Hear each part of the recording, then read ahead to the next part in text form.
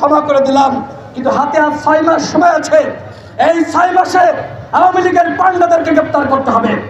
এই 6 মাসে জাতীয় পার্টির পান্ডাদেরকে গ্রেপ্তার করতে হবে। এই 6 মাসে দৃশ্যমান সংস্কার করতে হবে। আমরা চাই বিচার, সংস্কার এবং নির্বাচন, একটাকে বাদ দিয়ে আরেকটা হতে পারে না। সুতরাং সরকারকে বলবো, এই 6 মাসে 3টার উপরেই আপনাদের সমান গুরুত্ব দিতে হবে। সংগ্রামী সাথী বন্ধুগণ, ডাকসু নির্বাচন হচ্ছে। মিডিয়ার বন্ধুরা, আপনারা এই নির্বাচনকে ব্যাপক গুরুত্ব দিচ্ছেন।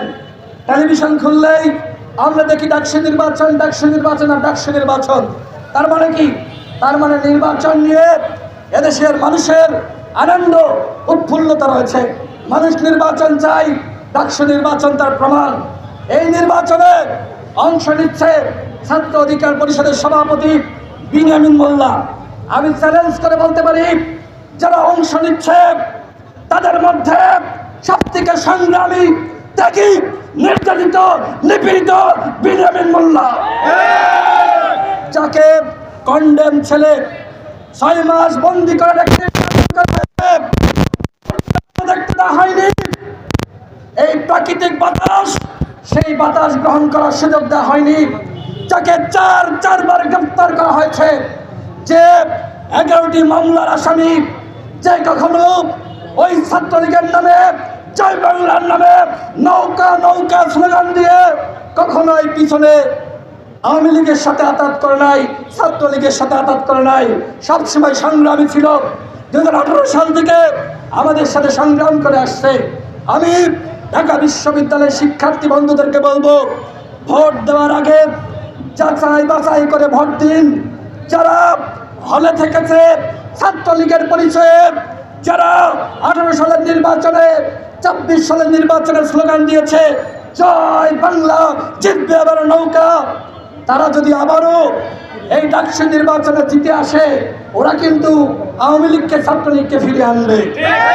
সুতরাং ডাকসুর ভিপি হিসেবে, ডাকসুর জিএস হিসেবে আমরা কোনো ছাত্রলীগের সৈনিক, জয় বাংলার সৈনিককে দেখতে চাই না।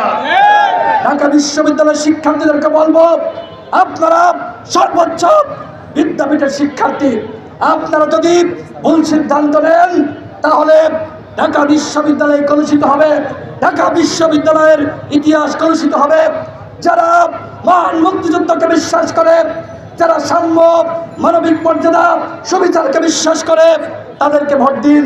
আরেকটি বিষয় বলতে চাই, অনেকে দেখছি 24-এর সাথে 71-এর তুলনা করছে।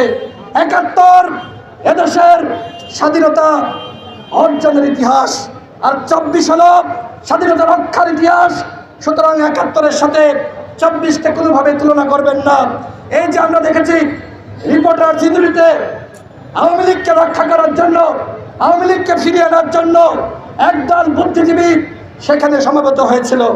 আমি সরকারকে বলবো, যেখানে আওয়ামী লীগের নাম নিয়ে আওয়ামী লীগের ফিরিয়ে আনার চক্রান্ত হিসেবে যারা যেখানে সমাবেশ করবে, সেই সমাবেশ, সেই আলোচনা প্রতিহত করা আপনাদের দায়িত্ব। কিন্তু সেখানে জনগণকে আপনারা মুখোমুখি ঠেলে দিচ্ছেন। জনগণকে বলবো, এখন সময় এসেছে দেশকে স্থিতিশীল করা। এখন আর এই মব ভায়োলেন্স আমাদের করা যাবে না।